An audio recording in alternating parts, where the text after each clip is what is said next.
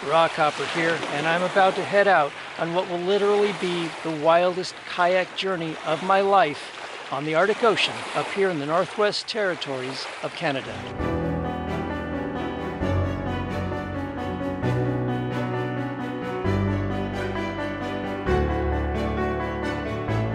I'm out here alone on the Arctic Ocean. Am I a little concerned? Well, yeah. This is the wildest, most remote place I've ever kayaked. This is not a river. This is not a lake. This is the ocean.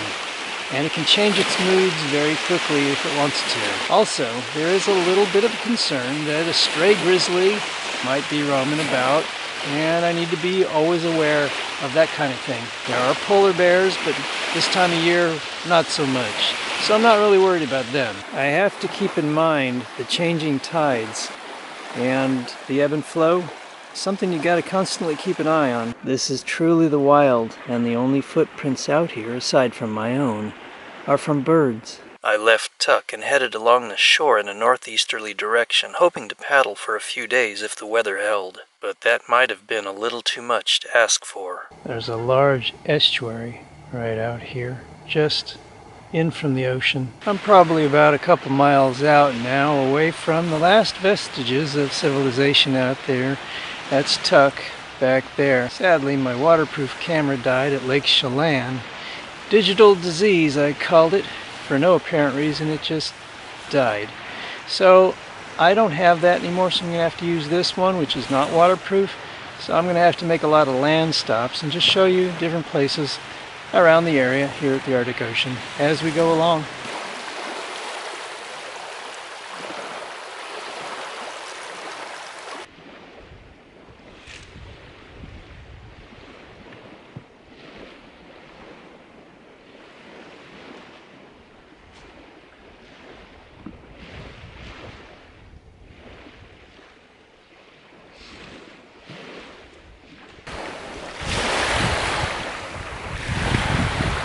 Let's see what these structures are on shore. But first, let's have a few cranberries. Wild cranberries.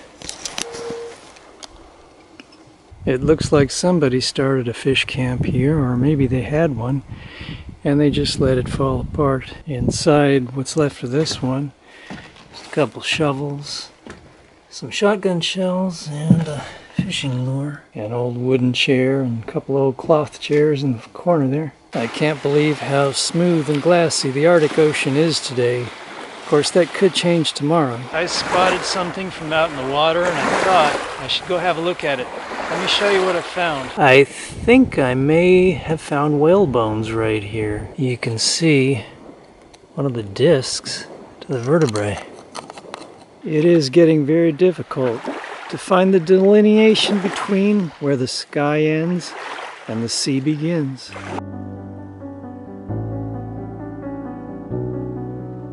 This looks like another fish shack. Seems like it's still maybe being used, so let's have a look at it. A lot of flies at the entrance. Wonder what's in this thing. Probably a bunch of rotten meat, judging by the flies. Rotten fish, probably. You got a little wood stove there.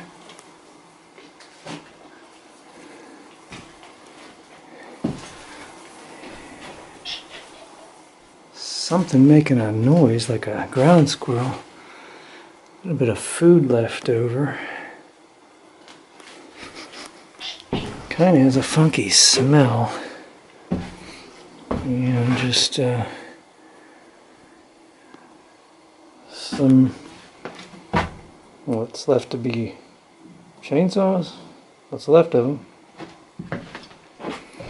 Maybe a who knows what else is in here. Way too many flies in here to be wanting to stay here. At the end, looks like that must be a fish smoker. So let's have a look in there. Yeah, I would say this is a fish smoker. You can see evidence of, there's some fish bones down there. And that's a telltale sign, yes. The tail of a fish. So it must be a fish smoker. Subsistence hunting and fishing is an important life for the people of the north, such as the Gwich'in and the Inuvialuit people. It was how their ancestors survived, by fish, eating seal, polar bear, caribou. Tuktoyaktuk actually means place of caribou. It's so calm. The water is so glassy. It just seems surreal out here. And in a sense, it is, that I'm even here at all. I hadn't seen a caribou the entire trip through Canada. This might be my last chance. I would be in the wildest of the wild. Now I was hoping. Would I find my caribou?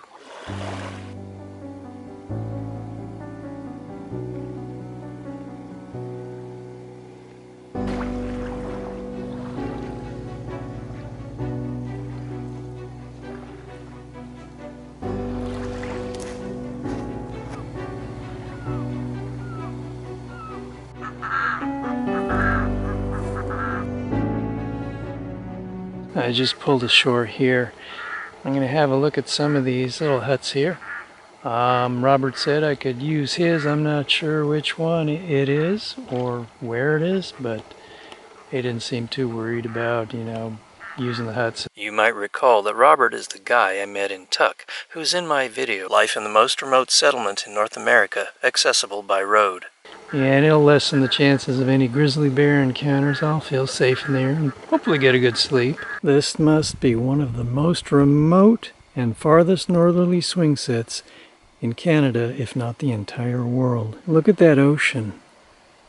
It's as calm as a pond. Sure, it was calm at the moment, but like I said, conditions can change quickly. There was a surprising shift that was to happen soon. Alone in a small kayak out in the tremendous vastness of the sea, beside a seemingly endless tundra, I felt minuscule.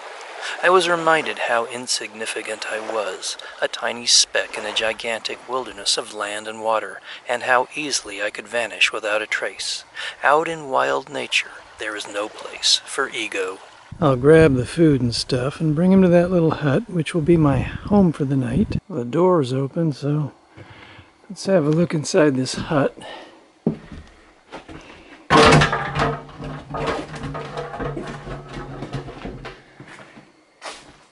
Yeah, it's a little rough, a little rustic maybe, but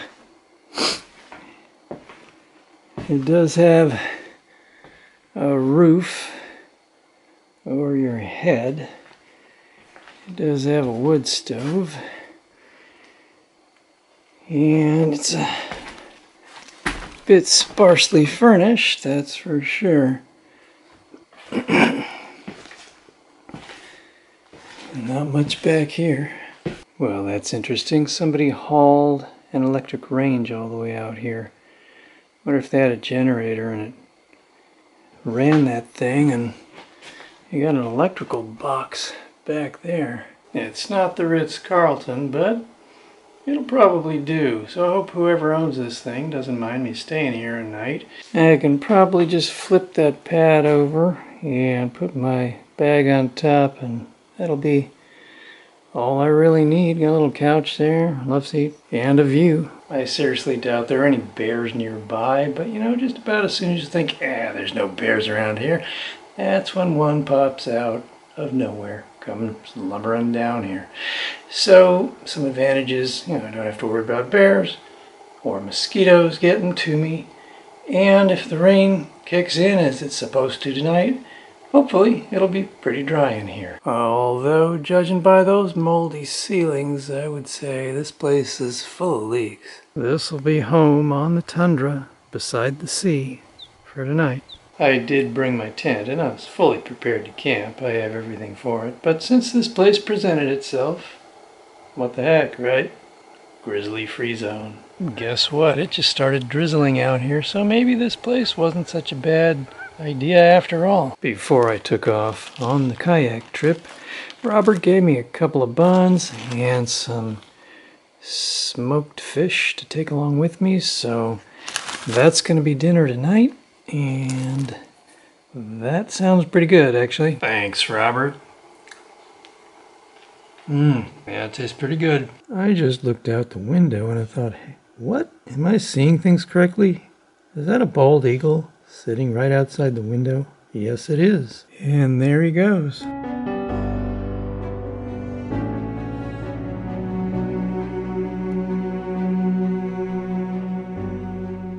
That'll be my bed for the evening.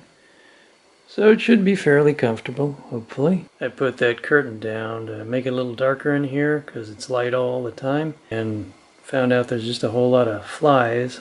Most of them dead, some of them still alive on the back of that thing. Little house on the tundra. The next day I felt that staying in the hut was good, not only for protection from a potential storm, but it also could serve as a wildlife blind. The rain started to kick in, and up here at the beginning of fall, there was no telling how long it might last. Unlike being in a tent, at least I could stand up and walk around. Good morning. Had a nice, comfortable sleep right on here. Although I usually don't get to sleep until after midnight because it's so light, so long here. And I wake up pretty late, probably. Well, I wake up about 7, but I probably end up sleeping in until about 8 or 9. That's just the way the daylight messes with your brain here. Whether or not one believes in a higher power, being alone in a vast ocean bordered by an equally vast tundra can have a humbling effect on a person. After Robert said a prayer for me in Tuck, I told him out there, it's just me and God and the sea. I just had a closer look at that barrel stove, and beneath it, it's being held up by a plastic Coleman ice chest. Finding fresh drinking water out here is a bit of a problem, as I've learned, so I'm trying to collect a little in my pot here while it's raining. It seems like the tundra just soaks up all the rain like a sponge. And I haven't seen any streams or anything, just salt water all around here. There's something out there, a large mammal. Could that be caribou? What is that? It's getting closer. I think that might be our caribou. All right, finally have seen a caribou. Look at it go.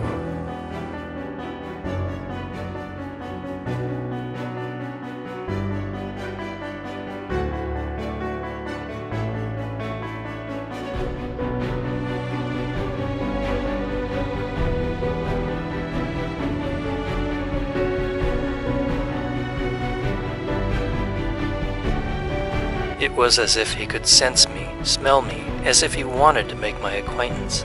I hadn't found my caribou. It had found me.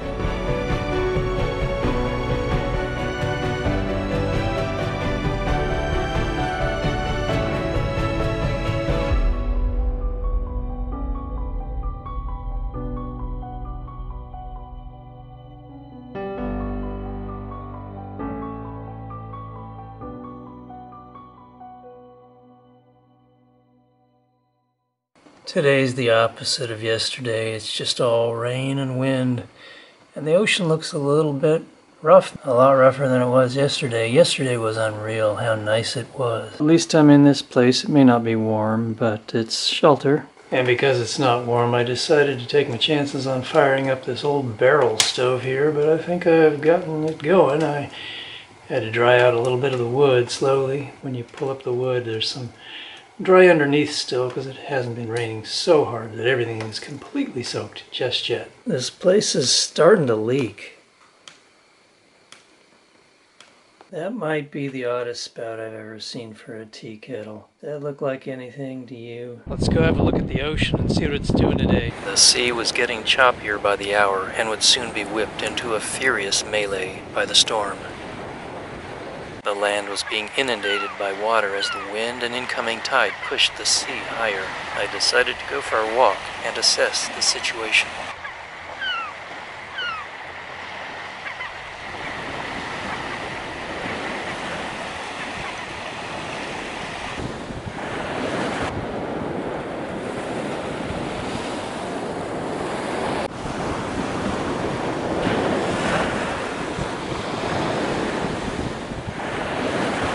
The ocean was getting rougher by the hour. The storm was coming in. I knew it was best to hunker down for the day in the hut.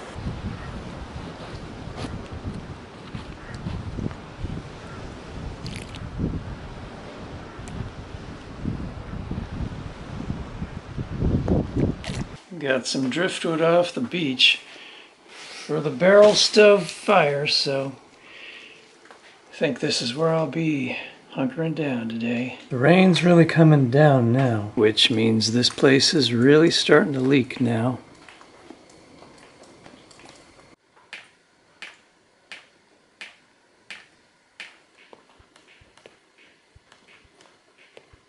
I better go check out the kayak. It looks like the tide and the rain combined are getting really close to the edge of my kayak. I'm probably gonna have to move it. The kayak was on that little sand spit there, and I moved it on over this way, right there.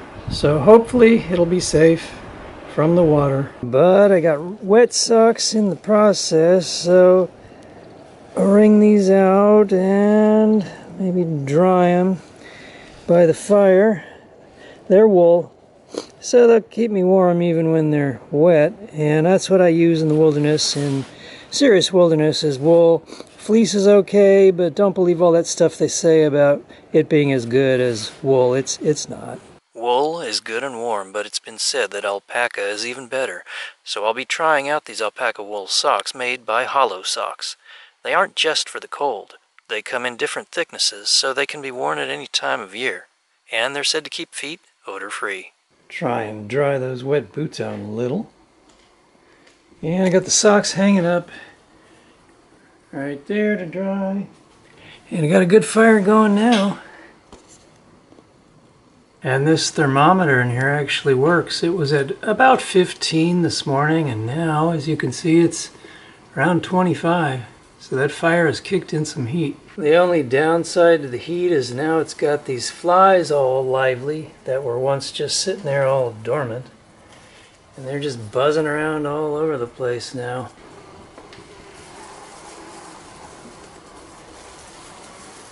Looks like that was a good move on my part, moving that kayak, because that sand spit is nearly inundated with water. The wind and the rain and the incoming tide have conspired to conceal the place where the kayak once was. I have to go back out and check the kayak again.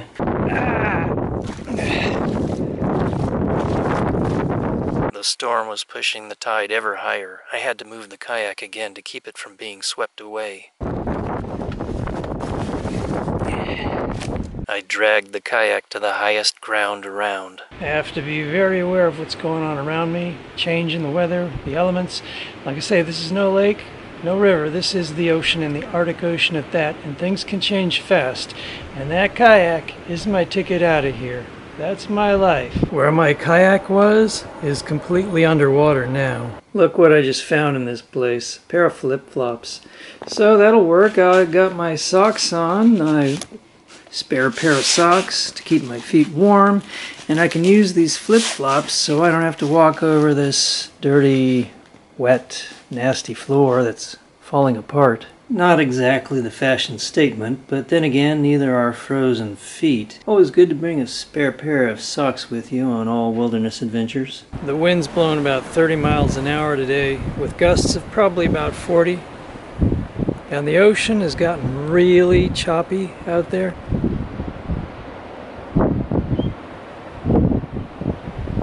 I've had the pot out there to collect rainwater, and also I was sipping rainwater off the plywood, as you saw. And also I just found something else. Because there isn't any water here, I've been doing those things, and I just found this, which has some water in it.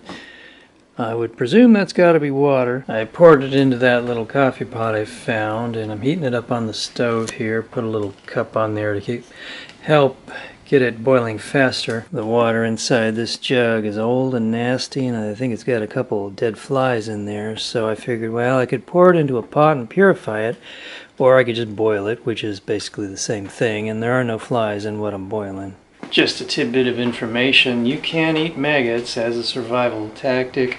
You can also probably eat flies too, although it is, admittedly, kind of gross. Since I have no real water around other than salt water, it is kind of a survival situation, so I've been forced to drink off plywood and collect rainwater in a pot and get the stuff out of that bottle.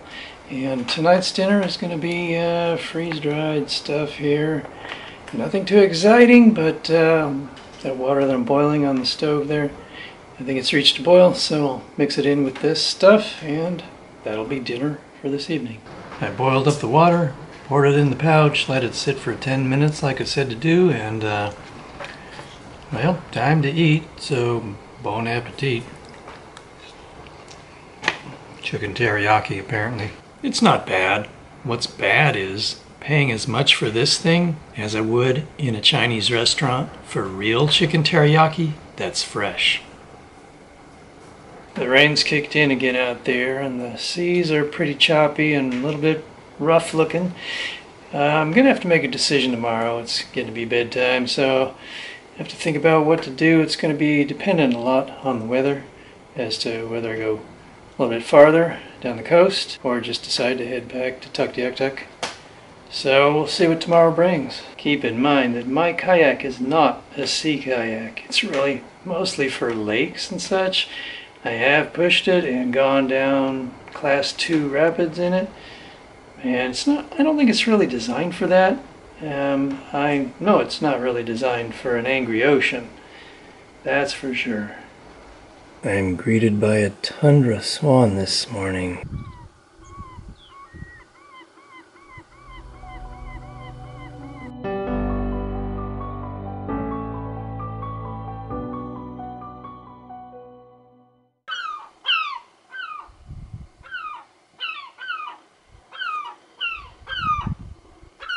About 10 degrees colder than it was yesterday morning. If this place wasn't here, I would have just pitched the tent on the beach probably. It would have been cramped and pretty boring sitting in there all day long while I was weathering the storm, but I've done that kind of thing before out in really bad weather in some very remote places in the world. So I could do it, it just wouldn't have been much fun, that's all. Out here there is a concern about the grizzly bears because they are barren ground grizzly bears. Of course there's no trees on the tundra, and so their reaction if you happen to startle them is to possibly rear up and get aggressive. There's no place obviously for somebody to run up a tree or escape, so you just have to stand your ground. As hard as that may seem, you don't really have much choice. Just stand your ground here when a grizzly bear approaches, because most of the time if they charge you, it's a bluff charge. And the worst thing you can do is start running away from them.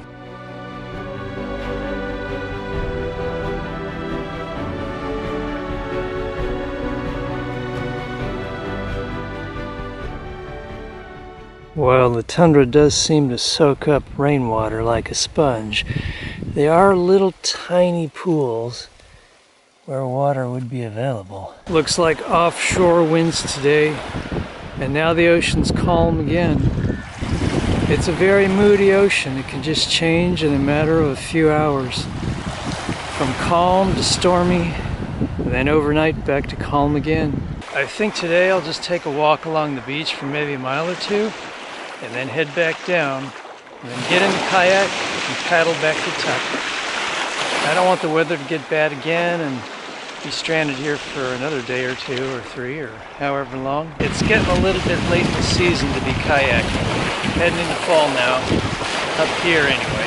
When people arrive at the Arctic Ocean, they often dip a toe in or jump in and go for a swim. I'm going to take it a little bit further. I've already had my toes in the water, but I'm going to actually take a little bit of the Arctic Ocean with me, inside me. I'm actually going to drink it.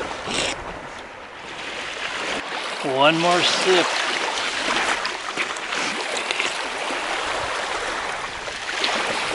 The Arctic Ocean is now a part of me. There are very few shorelines that I've seen in the world that have absolutely no human footprints on them, and this is one of them.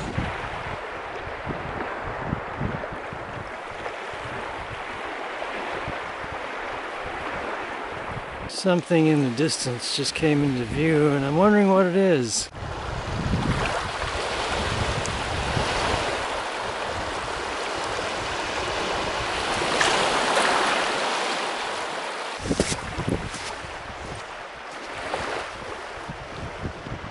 Looks like I found the remains of a beluga whale. If you look in there, you can see his teeth. And there's the rest of him there. Now look closely. There's the teeth.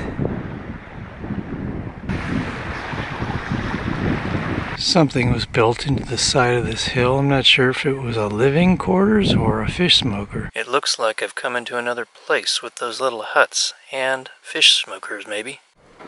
Quick peek inside the first one. Bedroom. Little table by the window. Star magazine. Don't touch me, says Brad or Angie or somebody there. And they're pretty basic. Little living quarters. Fish camps. And that's what you've got in these. Real simple. Just a place to stay for a little while and get some game. That's it. That stove hasn't been used for a while, I'd say. Not even a stovepipe there. And here's your bathroom. That's what I saw from a distance and couldn't quite make out what it is. Just plywood. It looks like someone's in the process of building a sod house here. From a distance I could see that this keeps on going way out, a really, really long point. You could walk for miles and miles or paddle for miles out there. But I think right now the weather is changing again, and I think it's best to head back to the kayak and start paddling back to Tuck.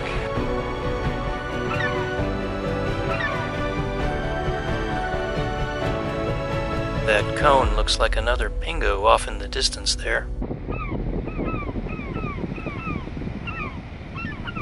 Could these tracks in the mud be caribou, I wonder? Fall's coming. The colors are kicking in. And look, it's a berry of some sort. We'll try it. Not bad.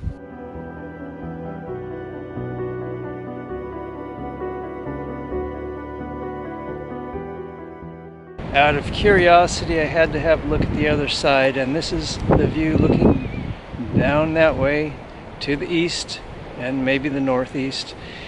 And you could just keep walking and walking, as I was saying. And the point that I thought went for miles, well, that's out there, and I could see it from way back there.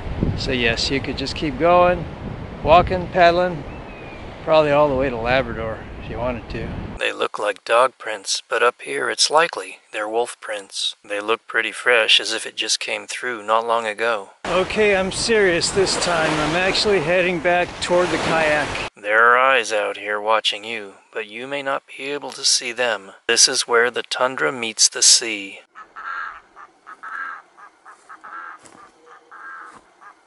Back at the hut, so hopefully the rain will hold off and have some lunch and get paddling. Darn, the rain's kicking in. Well, we'll make it go anyway. Alright, let's get all this stuff out to the kayak and go.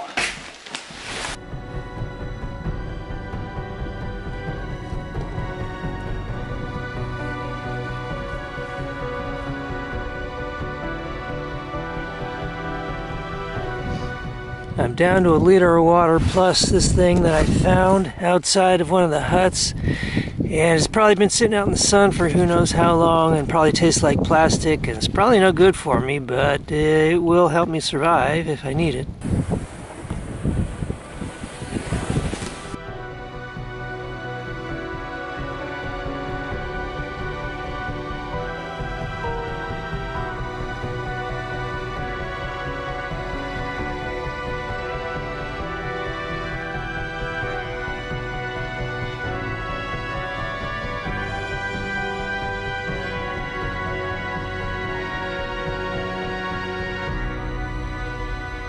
I've been paddling against about a 20-mile-an-hour headwind, and it's created a little bit of a chop, so the spray and the splash comes up over the bow and splashes onto me and my pant legs. This pant leg is all wet. My boots are wet, and got the rain jacket on. That's keeping the water off of my torso anyway. Just taking a break along the shore. I'm not far from Tuck now. It's just right on over there.